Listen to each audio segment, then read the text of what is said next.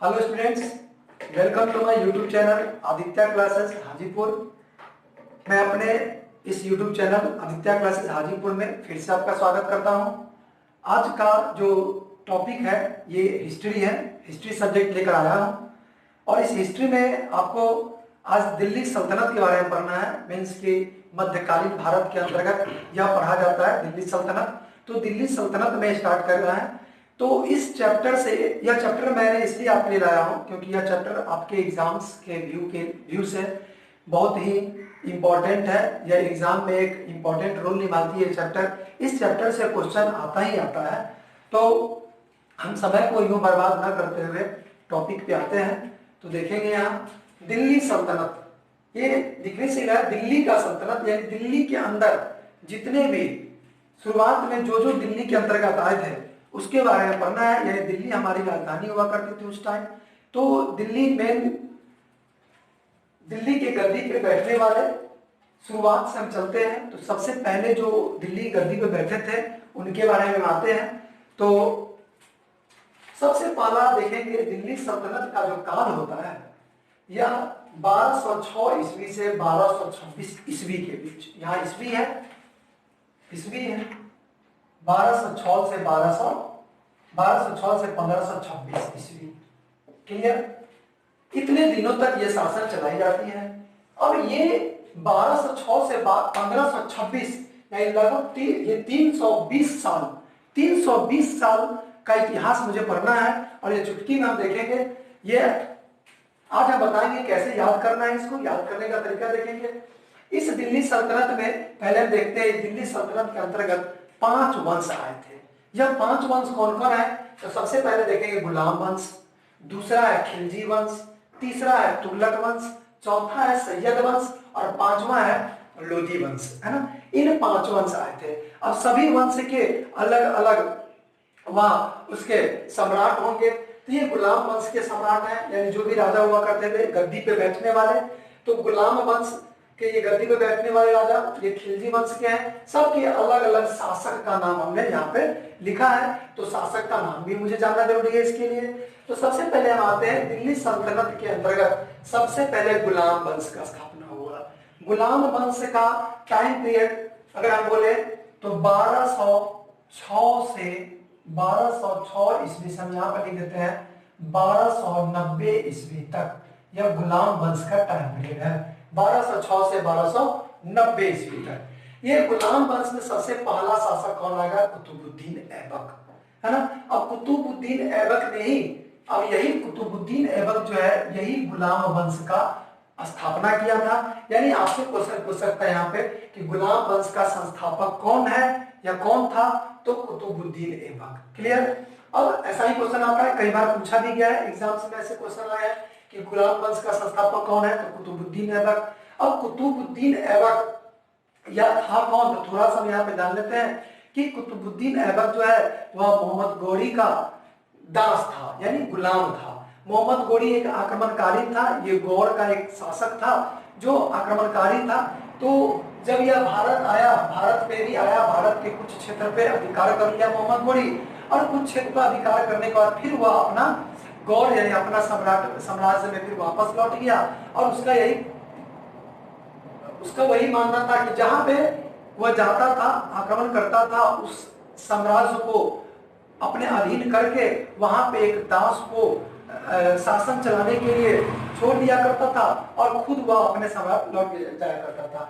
तो वही हुआ, गुलाम वंश भारत में कुछ क्षेत्र पे अधिकार किए और वहां पे मोहम्मद गौरी ने कुतुबुद्दीन ऐबक जो उसका गुलाम था मोहम्मद गौरी का, तो वो अपने दास कुतुबुद्दीन ऐबक को वहां पे रखकर उसके देख रेख में वह सम्राट को रखकर चला गया। अब कुतुबुद्दीन ऐबक कुछ दिन बाद क्या हुआ? गुलाम वंश का स्थापना किया, है ना। अब कुतुबुद्दीन ऐबक जो है इसका टाइम पीरियड अगर हम देखा जाए तो कुतुबुद्दीन ऐबक का टाइम पीरियड हम यहाँ पे लिख देते हैं, आप लोग कॉपी में नोट करेंगे। कुतुबुद्दीन ऐबक 1206 से 1210 यानी 4 साल राज करता है कुतुबुद्दीन ऐबक। उसके बाद कुतुबुद्दीन ऐबक का थोड़ा सा जान लेते हैं। जब यहाँ पे आया तो कुतुबुद्दीन ऐबक जो है उसको लाख बख्श भी कहा जाता है। यह भी क्वेश्चन कितना बार पूछा गया है ना। ये इसको लाख बख्श कहा जाता है। उसके बाद कुतुबुद्दीन ऐबक के बाद कौन आता है, तो आराम शाह। और इसके बारे में और है, कुतुब मीनार कुतुबुद्दीन ऐबक ने ही बनवाया है। अजमेर में 2.5 दिन का झोपड़ा यही कुतुबुद्दीन ऐबक द्वारा ही बनाया गया। हम बोल रहे हैं, आप लिखते चलेंगे, या फिर आगे हम अगले नेक्स्ट वीडियो में हम आएंगे, प्रत्येक वंश का अलग अलग वीडियो लेकर हम आएंगे, तो आप सिर्फ सुने अभी। कुतुबुद्दीन ऐबक के बाद आता है आराम शाह। यह ज्यादा दिन तक शासन नहीं कर पाता है। ये आराम शाह कहा जाए तो 10 वर्ष, इतिहासकार कहते हैं कि 10 वर्ष तक यह शासन करता है। यह ज्यादा कुछ नहीं है, उतना इंपॉर्टेंट नहीं। उसके बाद आते हैं इल्तुतमिश। सॉरी, यह वर्ष लिखा गया है, 10 माह है, 10 माह तक शासन करेगा आराम शाह। और ये गुलाम वंश नाम पड़ा है, तो गुलाम वंश कहने का क्या मतलब, इसमें सारे गुलाम होंगे? नहीं, सारे गुलाम नहीं है, इसमें गुलाम 3 ही है मात्र, एक कुतुबुद्दीन ऐबक, एक इल्तुतमिश, और एक यहां पे आएंगे बलबन। ये मात्र 3 ही यहाँ पे क्या है कि गुलाम है। यानी कि मोहम्मद गोरी का गुलाम था कुतुबुद्दीन ऐबक, है ना। तो सबसे कुतुबुद्दीन ऐबक ने ही गुलाम वंश का स्थापना किया था। तो कुतुबुद्दीन ऐबक एक गुलाम था, और गुलाम होते हुए गुलाम वंश का स्थापना किया है, इसीलिए इसका नाम गुलाम वंश पड़ा है। लेकिन इसमें सारे गुलाम नहीं होंगे। क्वेश्चन ऐसे भी कभी कभी आ जाता है कि इसमें गुलाम मात्र 3 थे, कुतुबुद्दीन ऐबक, और कुतुबुद्दीन ऐबक का गुलाम इल्तुतमिश था, और इल्तुतमिश का गुलाम बलबन था, है ना। और ये सब बीच में जो आएंगे इनके पुत्र पुत्री ऐसे करके ये सब आते जाते हैं, है ना। तो फिर हम आगे बात करते हैं, ये आराम से 10 माह तक ही शासन करेगा। उसके बाद हम बात करते हैं कि आता है इल्तुतमिश। अब इल्तुतमिश आएगा, तो इल्तुतमिश कौन था, तो कुतुबुद्दीन ऐबक का पुत्र था। इल्तुतमिश कुतुबुद्दीन ऐबक का पुत्र था। और इल्तुतमिश का टाइम पीरियड अगर देखें तो यह 1211 से 1236 ईस्वी तक यह शासन करेगा, ठीक है। उसके बाद इल्तुतमिश के बारे में थोड़ा सा जान लेते हैं। इल्तुतमिश जो है इक्तादारी प्रथा अपनाएगा। इल्तुतमिश जो है एक 40 लोगों का एक मंत्री परिषद टाइप का बनाता है राय विचार लेने के लिए। तो उसको तुर्कान ए चहलगान नाम दिया जाता है, तुर्कान ए चहलगानी उसको कहा जाता है। कि इसका भी स्थापना किया था, इल्तुतमिश को द्वारा किया गया था, है ना। अब इल्तुतमिश का एक और काम है कि कुतुबुद्दीन ऐबक के बारे में हमने बताया था। कुतुबुद्दीन ऐबक जो है वह कुतुब मीनार बनवाया था, यानी कुतुब मीनार का नींव डाला था, यानी कुतुब मीनार बनाने की शुरुआत करवाई थी, लेकिन वह आधा अधूरा बनवा कर ही छोड़ा गया था। तो कुतुब मीनार को पूर्ण करने वाला, यानी पूरा काम पूरा कंप्लीट बनवाने वाला कौन था, तो इल्तुतमिश ही था। यह क्वेश्चन याद रखेंगे। अगर आपसे क्वेश्चन पूछा जाए कुतुब मीनार का नींव कौन डाला, तो कुतुबुद्दीन ऐबक। अब कुतुब मीनार को पूरा कंप्लीटली तरह से कौन बनवाया, तो इल्तुतमिश। क्लियर। अब इल्तुतमिश के बाद रुकनुद्दीन फिरोज आता है। यह ज्यादा दिन तक शासन नहीं कर पाता है, यह एक अयोग्य शासक है। यह क्या है, हमने यहाँ पर लिख दिया अयोग्य शासक है। यह ज्यादा दिन तक नहीं चला कर पाता है, क्योंकि यह बहुत उम्र में छोटा है, नहीं कर पाता है। तो इनके माँ के हाथ में ही सत्ता रहता है। इनके माँ इनकी संरक्षिका बनकर शासन चलाती है रुकनुद्दीन फिरोज की। उसके बाद यह रुकनुद्दीन फिरोज इल्तुतमिश का पुत्र होता है ना। और उसके बाद क्या होता है कि वहां पे जो भी अमीर तुर्क सब थे, तो उनके कहने पर वही क्या किए, रुकनुद्दीन फिरोज को हटवाकर और रुकनुद्दीन फिरोज की बहन रजिया सुल्तान मीन्स की इल्तुतमिश की पुत्री है रजिया सुल्तान, जो अब सत्ता पे आएगी। और यह 1236 से 1240 ईस्वी तक सत्ता पे काबिज रहेगी, 4 साल शासन करेगी। यह रजिया सुल्तान इल्तुतमिश की पुत्री है और रुकनुद्दीन फिरोज की बहन है। लेकिन यह बाद में क्या होता है कि रजिया सुल्तान जो है या किसी गैर अमीर तुर्क, यानी किसी गैर तुर्क को अपना वजीर बना लेती है, जिसके कारण इसके कारण तुर्क जो है अमीर तुर्क लोग इसके विरुद्ध आ जाते हैं, इनको सत्ता से हटा देते हैं। सत्ता से हटाने के बाद उसके बाद आते हैं बहराम शाह, है ना। बहराम शाह क्या है, तो 1240 से 1242 इनका टाइम पीरियड होगा। ये 2 साल शासन करेंगे। और रजिया सुल्तान जो है इनकी विवाह अल्तुनिया से होती है, या अल्तुनिया से शादी करते हैं, है ना। यह रजिया सुल्तान अल्तुनिया के साथ शादी करती है और शादी करने के बाद दोनों हस्बैंड वाइफ यानी रजिया सुल्तान और अल्तुनिया दोनों जंगल से आते रहते हैं, तो कैथल नामक स्थान पर गुंडों के बीच बेचारी फंस जाती है और गुंडे के द्वारा उनकी हत्या कर जाती है। उन्हीं की नहीं, उन दोनों की, दोनों पति पत्नी यानी अल्तुनिया और रजिया सुल्तान दोनों की यहाँ मृत्यु हो जाती है। उसके बाद बहराम शाह यह 2 साल शासन करेगा, इसमें कोई खास इंपॉर्टेंट चीज नहीं है। उसके बाद अलाउद्दीन मसूद शाह आएंगे और ये 1242 से 1246 यानी 4 साल ये भी शासन करेंगे। इनके बारे में कोई ज्यादा इंपॉर्टेंट नहीं है। उसके बाद नसरुद्दीन महमूद शाह है ना, ये आपको 1246 से 1266 20 साल शासन करेंगे, है ना। अब यहाँ पे आने के बाद देखते हैं नसरुद्दीन महमूद शाह यह एक ऐसे शासक होते हैं जो टोपी सीकर, इनके बारे में क्वेश्चन पूछा गया है, टोपी सीकर अपना जीवन यापन करते थे और यह बहुत गरीब फैमिली से बिलोंग करते थे, लेकिन सत्ता तक काबिज हुए तो यह सफर लाजमी है कि बहुत मुश्किल हुआ होगा, टोपी सीकर जीवन यापन करना और वहां से फिर अपने दिल्ली सल्तनत पे काबिज होना, जाहिर सी बात है बहुत मशक्कत के वाले होंगे। तो यहाँ पे इसके पीछे हाथ होता है, यह हाथ किसका होता है, ये बलवन, है ना। ये बलवन के चालाकी के कारण यानी बलवन के कारण ये बलवन क्या करते हैं कि इनके साथ अलाउद्दीन मसूद शाह के साथ दगाबाजी का होता है यहाँ पे, और इनको हटाकर इनको नसरुद्दीन महमूद को राजा बना देता है। ये बलवन के कारण होता है, बलवन ने ही इसको हटाकर और इसको नसरुद्दीन महमूद को दिल्ली के सत्ता पे काबिज कराता है और बाद में बलवन अपनी पुत्री की शादी नसरुद्दीन महमूद से करवा देता है और इस तरह नसरुद्दीन महमूद बलवन का दामाद बन जाता है। और उसके बाद ये शासक बन गया 46 से 66 20 साल शासन किया। उसके बाद आता है बलवन 1266 से 1287 ईस्वी तक रहता है। और ये बलवन एक ऐसा शासक है, याद रखेंगे, दिल्ली सल्तनत का एक ऐसा शासक है बलवन, जो ये क्या करता है कि अपने दामाद को मार के सत्ता पे काबिज होता है। पहले इन्होंने क्या किया, नसरुद्दीन महमूद को सत्ता पे काबिज किया, फिर बाद में अपनी पुत्री का शादी इससे करवाया नसरुद्दीन महमूद से, दामाद बन गया नसरुद्दीन महमूद बलवन का। अब बलवन अपने दामाद को मारकर सत्ता पे काबिज होता है, कुछ इतिहासकारों का ऐसा कहना है ना।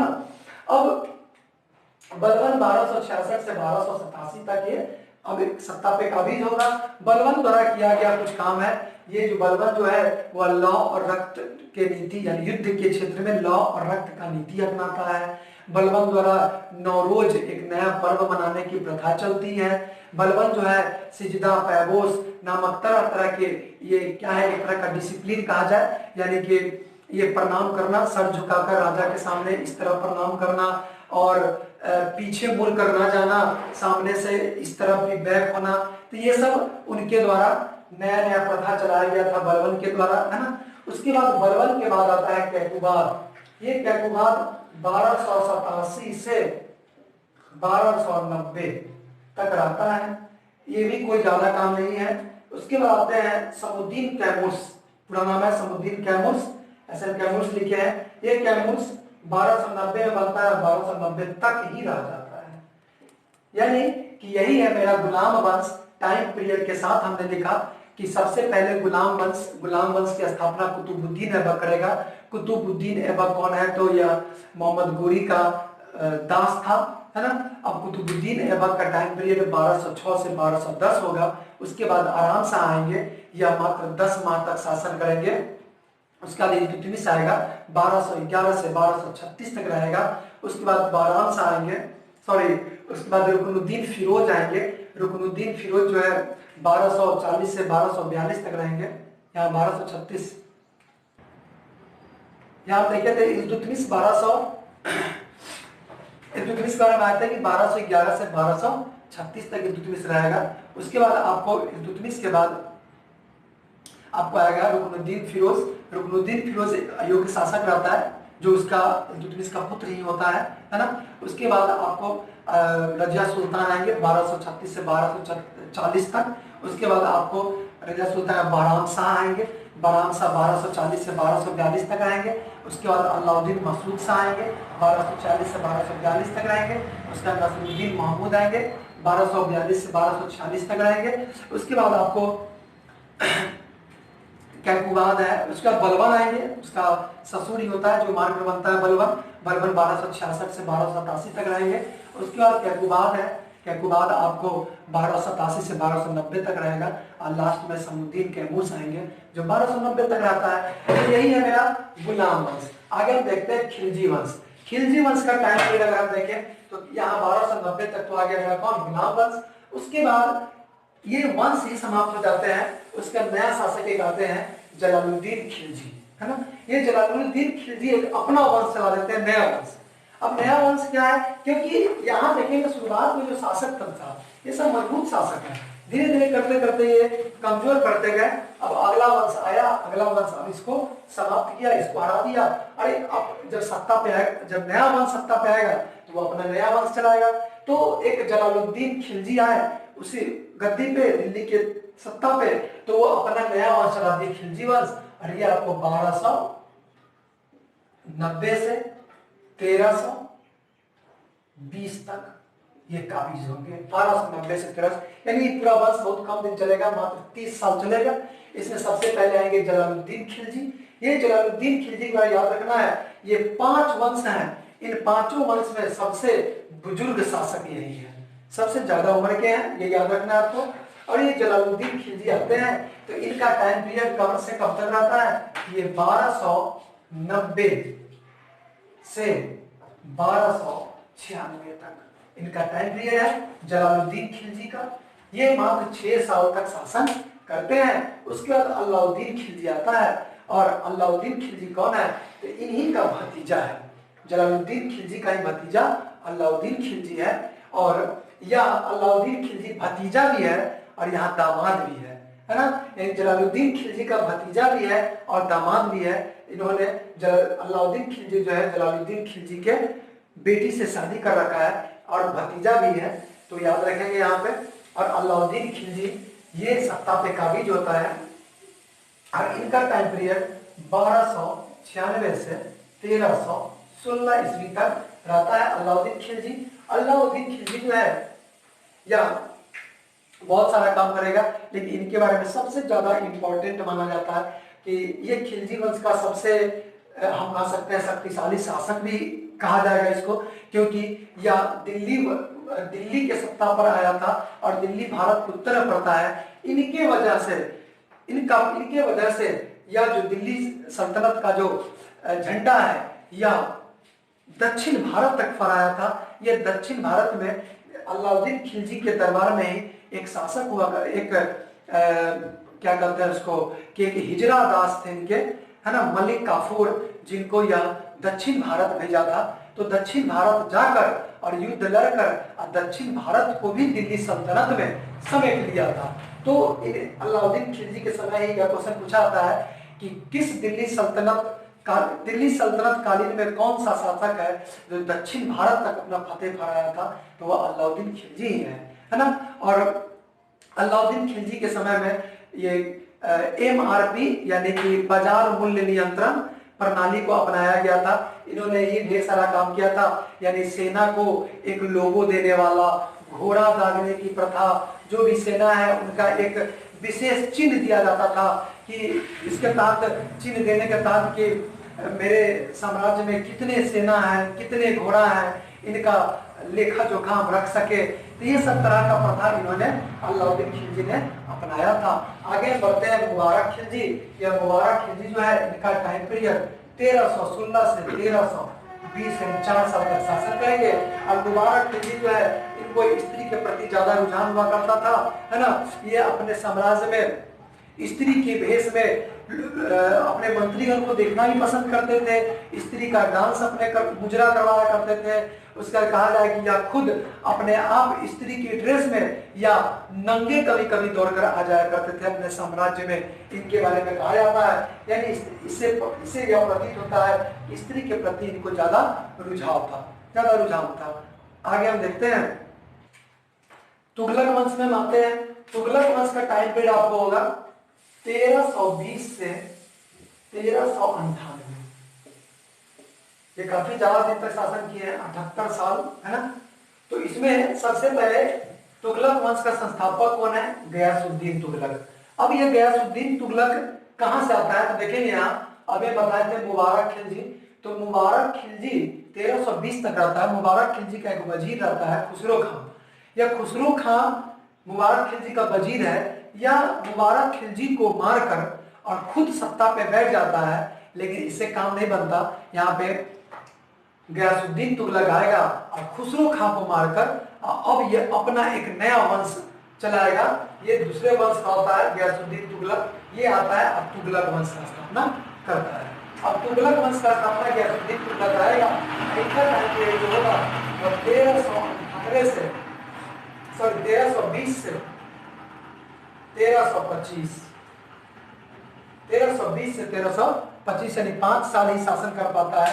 कारण क्या है कि जब यह गयासुद्दीन तुगलक जब यह बंगाल अभियान से लौटते क्रम में एक लकड़ी के महल में श्रेय लेते हैं और लकड़ी के महल से दबा जाने के कारण इनकी मृत्यु हो जाती है। और वह अलग तो क्वेश्चन कभी कभी पूछा जाता है कि गयासुद्दीन तुगलक जिस लकड़ी के महल के दबा जाने से मर गए थे, वह लकड़ी का महल किसके द्वारा बनाया गया था? तो यहाँ पे आता है कि लकड़ी का महल जूना खां, नाम याद रखना है कि जूना खां के द्वारा बनाया गया लकड़ी के महल के नीचे दब जाने से गयासुद्दीन तुगलक की मृत्यु हो जाती है। अब यह जूना खां कौन है? यही जूना खां जब दिल्ली की सल्तनत पर काबिज होगा, दिल्ली की गद्दी पर बैठेगा, तो वही आगे चलकर अपना नाम मोहम्मद बिन तुगलक रखेगा। वही जूना खां का नाम मोहम्मद बिन तुगलक है ना। तो मोहम्मद बिन तुगलक हम आगे आते हैं। मोहम्मद बिन तुगलक का टाइम पीरियड अगर मैं यहाँ लिख देता हूँ कि 1325 से 1351 तक यह शासन करते हैं। और मोहम्मद बिन तुगलक के बारे में कहा जाता है कि इस पूरे दिल्ली सल्तनत के 5 वंश में सबसे ज्यादा पढ़ा लिखा शासक मोहम्मद बिन तुगलक है और सबसे हम कह सकते हैं कड़ा शासक, यानी कि इसको रक्त पिचासु ये सब टाइप की संज्ञा दी गई है ना इनको। और ये सबसे ज्यादा पढ़ा लिखा शासक है, तो इसको याद रखना है। मोहम्मद बिन तुगलक ये अपने आप में जब गद्दी पर बैठता है तो सिकंदर-ए-सानी की उपाधि धारण करता है ना। मोहम्मद बिन तुगलक जो है यह अपनी राजधानी दिल्ली से देवगिरी स्थानांतरित कर देता है और देवगिरी का नाम दौलताबाद रखता है। तो ये सब इनके समय में है। जब हम अलग अलग जब वीडियो लेकर आएंगे अलग अलग वंश का, तो सारे के बारे में मुझे डिटेल से यहाँ पे मुझे पढ़ना है। उसके बाद आते हैं मोहम्मद बिन तुगलक के बाद ये सांकेतिक मुद्रा भी मोहम्मद बिन तुगलक चलाएगा, है ना। और मोहम्मद बिन तुगलक से मुझे याद आया कि अमीर खुसरो जो बलवन से लेकर, यहाँ देखिए बलवन से लेकर अब मोहम्मद बिन तुगलक के समय तक उनके दरबार में रहने वाले हैं, है ना। अब अमीर खुसरो कौन थे, इनके बारे में थोड़ा सा जान लेते हैं। इनका जन्म यूपी के पटियाली जगह पे इनका जन्म हुआ था, यानी उत्तर पश्चिमी यूपी में पटियाली जगह पर इनका जन्म 1263 ईस्वी में हुआ था। इनको तूतीय हिंद के संज्ञा दिया गया है, तूतीय हिंद के नाम से जाना जाता है। और यह शेख निजामुद्दीन औलिया, ये सूफी संत हैं, शेख निजामुद्दीन औलिया के शिष्य थे। और 1253 में जन्म हुआ था। और यह जो है इनको तबला और सितार इन दोनों का आविष्कारक भी माना जाता है, तो याद रखेंगे। लेकिन इनके बारे में क्वेश्चन बार बार रिपीट किया गया है कि अमीर खुसरो किसके दरबार में रहते थे। तो अमीर खुसरो किसके दरबार में, अगर ऐसे क्वेश्चन पूछा जाए तो ऐसे तो हम बोलते हैं कि बलबन से लेके मोहम्मद बिन तुगलक के समय तक के टाइम पीरियड तक थे। लेकिन मेनली अलाउद्दीन खिलजी इनके दरबार में हुआ रहते थे। क्वेश्चन अगर आए कि अमीर खुसरो किनके दरबार में रहते थे, तो अलाउद्दीन खिलजी यहाँ पे आंसर जाएगा, क्योंकि हो सकता है इनके दरबार में ज्यादा दिन तक रहे हो, है ना, इसलिए अलाउद्दीन खिलजी वहां जाएगा, आप याद रखेंगे। और उनके बारे में भी बहुत बार पूछ दिया है कि अमीर खुसरो का जन्म कहाँ हुआ है, कब हुआ है, और सितार और तबला के आविष्कारक किनको माना जाता है। भारत के इतिहास में तूतीय हिंद, भारत का तूतीय हिंद किसको कहा जाता है, यानी भारत का तोता, तो अमीर खुसरो ही आंसर जाएगा। ये सब आपको याद रखना है। आगे हम आते हैं फिरोज खिलजी। फिरोज खिलजी, इनका टाइम पीरियड 1351 से 1388। आप लोग लिखते चलेंगे, कॉपी में इसको लिख लेंगे, है ना। 1388 तक या फिरोज खिलजी जो है, या यहाँ पे क्या करेगा कि इनके बारे में जाना जाता है। सबसे इंपॉर्टेंट है कि इन्होंने पूरे दिल्ली सल्तनत क्या, पूरे दिल्ली सल्तनत की बात किया जाए तो सबसे पहले, अगर सबसे पहले हम बात करेंगे कि सबसे पहले नहर कौन बनवाया था, तो गयासुद्दीन तुगलक, ठीक है। और नहर का जाल बिछाने का काम कौन किया, इनके समय नहर का जाल बिछा दिया गया था। अगर आपसे क्वेश्चन पूछे कि नहर का जाल यानी नहर नियोजन के लिए अगर जाना जाता है कौन, तो फिरोज शाह तुगलक। इनका पूरा नाम फिरोज शाह तुगलक है। ये 2-3 और अच्छा काम किया है, जो दास के लिए, है ना, दास के लिए यहाँ पे उन्होंने, फिरोज शाह तुगलक के बारे में देख रहे थे 1351 से 1388, है ना। फिरोज शाह तुगलक के बारे में कुछ हम देखते हैं। यहाँ पे यह बताया गया अभी कि नगरों का जाल इन्होंने बिछाया। उसके बाद यह फिरोज शाह तुगलक पहला ऐसा दिल्ली सल्तनत का शासक था जो गैर मुसलमान पर जजिया, सॉरी ब्राह्मणों पर भी जजिया कर लागू किया गया। जजिया कर वो होता है जो गैर मुसलमान थे उनसे जजिया कर लिया जाता था, यानी जो मुसलमान नहीं है उनसे एक टैक्स लिया जाता था कि तुम मुसलमान नहीं है इसलिए तुम टैक्स दो। यह एक तरह का धार्मिक कर है। तो गैर मुसलमान में जितने भी, मुसलमान छोड़कर हिंदू सिख ईसाई जो भी आते थे सारे लोग टैक्स देते थे।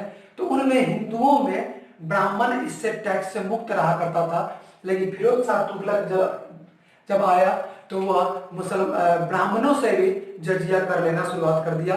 तो यह क्वेश्चन पूछा जाता है कि ब्राह्मणों से भी जजिया कर लेने वाला कौन था, यानी ब्राह्मणों पर जजिया कर लगाने वाला कौन था, तो फिरोज शाह तुगलक, है ना। उसके बाद फिरोज शाह तुगलक 2 तरह का, एक सिंचाई कर भी नया अपने तरह से सिंचाई कर लागू करता है, क्योंकि यह नहर का जाल बिछाया था, खूब नहर बनवाया, तो कुछ वेस्ट किया होगा, वहां मनी इन्वेस्ट किया होगा, तो इस तरह से सिंचाई कर अलग से एक नया कर जुड़ा था, सिंचाई कर।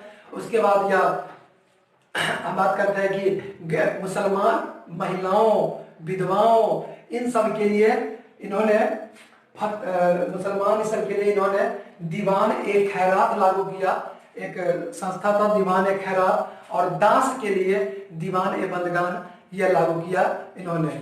उसके बाद आगे हम बात करते हैं नसीरुद्दीन महमूद तुगलक। ये फिरोज शाह तुगलक के बाद आता है नसीरुद्दीन महमूद तुगलक। इनका टाइम पीरियड अगर देखा जाए तो 1388 से 1398, 10 साल तक इन्होंने शासन किया। और नसीरुद्दीन महमूद तुगलक के बाद या कुछ ऐसा कोई काम नहीं करता है। ये नसीरुद्दीन महमूद तुगलक के समय एक तैमूर लंग का आक्रमण होता है, और तैमूर लंग यहाँ पे आक्रमण करने के बाद नसीरुद्दीन महमूद तुगलक को हरा देता है यहाँ पे, और इस दिल्ली के सत्ता पे काबिज होता है। लेकिन वह अपने सेनापति खिज्र खां को यहाँ पे सत्ता पे काबिज करके खुद लौट जाता है। और खिज्र खां क्या करता है कि खिज्र खां अपने वहां पे शासक बनता है बाद में, और कुछ दिन तक तो स्वतंत्र रूप से वह शासन करता है, कुछ दिन तक स्वतंत्र रूप से। बाद में दिल्ली के सत्ता पर वह काबिज हो जाता है खिज्र खां खुद। और यह खिज्र खां जो है दूसरे वंश से रिलेटेड था, इसलिए खिज्र खां जब दिल्ली के सल्तनत में आता है तो सैयद वंश का स्थापना करता है। यह सैयद वंश जो है आपको 1414 से 1451 तक ये सैयद वंश का टाइम पीरियड है, यहाँ तक काबिज रहता है। अब देखिए यहाँ 1398 और 1414 के बीच में गैप है, तो स्वतंत्र रूप से वहां पे खिज्र खां शासन करते रहता है सेनापति के रूप में, तैमूर लंग के सेनापति के रूप में। और जो भी टैक्स वसूल होता है, जो भी कर होता है, वह खिज्र खां के बेटा मुबारक खां को वह नियमित रूप से भेजते रहता है ना। लेकिन बाद में 1414 में खिज्र खां खुद सैयद वंश का स्थापना करता है और दिल्ली की गद्दी पे यहाँ बैठ जाता है। अब खिज्र खां का टाइम पीरियड देखा जाए तो खिज्र खां यहाँ पे आएंगे 1414 से, यहाँ नीचे लिख देते हैं, 1414 से 1421 ईस्वी तक ये दिल्ली के गद्दी पे काबिज रहता है। ज्यादा कुछ इंपॉर्टेंट नहीं इनके बारे में। उनके बाद इनका पुत्र है मुबारक शाह। यह मुबारक शाह आता है 1421 से 1434 तक। है ना। उनके बाद फिर मोहम्मद शाह आता है। मोहम्मद शाह 1434 से 1443 तक यह शासन करता है। इनके बारे में कोई ज्यादा इंपॉर्टेंट नहीं है। फिर अलाउद्दीन आलम शाह आता है 1400, सॉरी गलती लिखा गया है यहाँ पे, 1434 है, सॉरी 1434 है, सॉरी ठीक है, 1434 से 1443 तक रहेगा, कोई इंपॉर्टेंट नहीं। अब ये 1443 से 1451 ईस्वी तक यह शासन करेंगे, ज्यादा इंपॉर्टेंट इनके बारे में नहीं है। अब हम आते हैं इसके बाद लोधी वंश। लोधी वंश का स्थापना, यह वंश सैयद वंश हमारा क्या हुआ, कंप्लीट हुआ। उसका फिर एक नया वंश दिल्ली के सल्तनत पर, दिल्ली सल्तनत, दिल्ली के गद्दी पर एक नया वंश उभर के आता है और वह होते हैं बहलोल लोधी आते हैं। यानी अलाउद्दीन आलम शाह के बाद बहलोल लोधी आते हैं। अब बहलोल लोधी एक नया वंश का स्थापना करते हैं, लोधी वंश, है ना। अब यह लोधी वंश का टाइम पीरियड अगर देखा जाए तो 1451 से 1526 ईस्वी तक रहेगा, ठीक है। अब आगे बात करते हैं बहलोल लोधी या बहलोल लोधी आते हैं। इनके बारे में कुछ इंपॉर्टेंट नहीं। बहलोल लोधी का टाइम पीरियड देखा जाए तो इनका टाइम पीरियड 1451 से 1489 ईस्वी तक रहेगा इनका टाइम पीरियड, ठीक है। और बहलोल लोधी के बाद सिकंदर लोधी आएंगे। सिकंदर लोधी इनका टाइम होगा 1479 से 1517 तक रहेगा। और सिकंदर लोधी के बाद जान लेते हैं, यह गुल्लुखी नाम से एक गुप्त कविता लिखते हैं, है ना। और सिकंदर लोधी ने ही आगरा शहर की स्थापना किया था और इन्होंने, सिकंदर लोधी ने ही आगरा शहर की स्थापना किया और दिल्ली सल्तनत की राजधानी दिल्ली को आगरा स्थानांतरण कर दिया, ठीक है। ये भी क्वेश्चन पूछा जाता है कि दिल्ली आगरा शहर का स्थापना कौन किया, तो सिकंदर लोधी। और दिल्ली सल्तनत की राजधानी दिल्ली से आगरा कौन ले गया, तो सिकंदर लोधी के बारे में। और सिकंदर लोधी के बारे में एक और है, यह क्या करवाता है, ज्वालामुखी मंदिर एक है, ज्वालामुखी मंदिर में यह लूटपाट करवाता है और वहां की जो भी मूर्तियां हैं उनके मूर्तियां को, यह एक विष्णु भगवान का मंदिर था जहां विष्णु जी का ढेर सारा मूर्तियां थी वहां पे, तो उन मूर्तियों को मंगवा कर और टुकड़े टुकड़े में तोड़वा कर, है ना, कसाई को दे देता है और वह मीट तौलने यानी मांस तौलने के बटखारा के रूप में काम करता है। इतना बड़ा कसाई था ये सिकंदर लोधी। उनके बारे में इतिहासकार कहता है कि, फिर से सुन लेंगे, ज्वालामुखी मंदिर जो विष्णु देव को समर्पित है, विष्णु भगवान का मंदिर है, वहां से मूर्तियां को मंगवाता है, मूर्ति को टुकड़ा टुकड़ा करवा कर और मांस तौलने वाला बटखरा के तौर पे उसका यूज करवाता है। और आगे हम बात करते हैं, इब्राहिम लोधी इसका आएगा, यह 1517 से लेकर और 1526 तक यह शासन करेगा। और इब्राहिम लोधी के बारे में बस थोड़ा सा जानते हैं कि यह मात्र 9 साल शासन करेगा। 1526 में आते आते दिल्ली सल्तनत का जो भी यहाँ का जो भी शासक है वह धीरे धीरे कमजोर पड़ जाता है और इस दिल्ली सल्तनत पर नजर पड़ती है बाबर का। और बाबर को हम आगे बताएंगे जब गुलाम वंश आएंगे तो 1526 में बाबर और इब्राहिम लोधी के बीच, है ना, बाबर और इब्राहिम लोधी के बीच युद्ध होता है, पानीपत का प्रथम युद्ध। और इस युद्ध में इब्राहिम लोधी जो हार जाता है ना, और यहाँ पे फिर मुगल साम्राज्य स्टार्ट हो जाता है 1526 से लेकर, और आगे हम बात करते हैं 1707 तक जो ग्रेट मुगल चलता है। और 1707 से लेकर फिर आगे बढ़ेंगे तो उत्तर मुगल का, तो ये हम आगे देखेंगे। तो आज का वीडियो यहीं तक रहा। हम इस वीडियो में क्या देखें, तो दिल्ली सल्तनत में सत्ता पर काबिज होने वाले विभिन्न वंशों के बारे में देखा और इन वंश से रिलेटेड शासकों के बारे में देखा और उन शासकों का टाइम पीरियड देखा और थोड़ा थोड़ा सबके बारे में नॉलेज देखा, क्या क्या थोड़ा थोड़ा जो फेमस चीज था उस चीज के बारे में हमने देखा। फिर नेक्स्ट वीडियो हम लेकर आएंगे जिसमें अलग अलग वंश के बारे में, जैसे अब इस वंश को हम कंप्लीट करेंगे, 5 और वीडियो लाएंगे जिसमें फर्स्ट वीडियो में गुलाम वंश पूरा गुलाम वंश के बारे में हम जानकारी देंगे। अगले वीडियो आएगा तो खिलजी वंश। और अब सारे वंश में जितने भी शासक हैं सबका टाइम पीरियड हमने लिखा है। इस टाइम पीरियड को आप कॉपी में लिखेंगे और याद करना ज्यादा कठिन नहीं है। आप इसको एक पेज में लिखकर और याद आप आसानी से कर सकते हैं। आप जिस रूम में रहते हैं रेगुलर या जहां आप सोते हैं आप वहां पे इसको दीवार पे चिपका लें और निरंतर इसको देखते रहें, याद हो जाएगा। कोई बड़ी चीज नहीं याद करना, आप चाहे तो हर चीज संभव है। तो फिर हम मिलते हैं नेक्स्ट वीडियो में। That's all.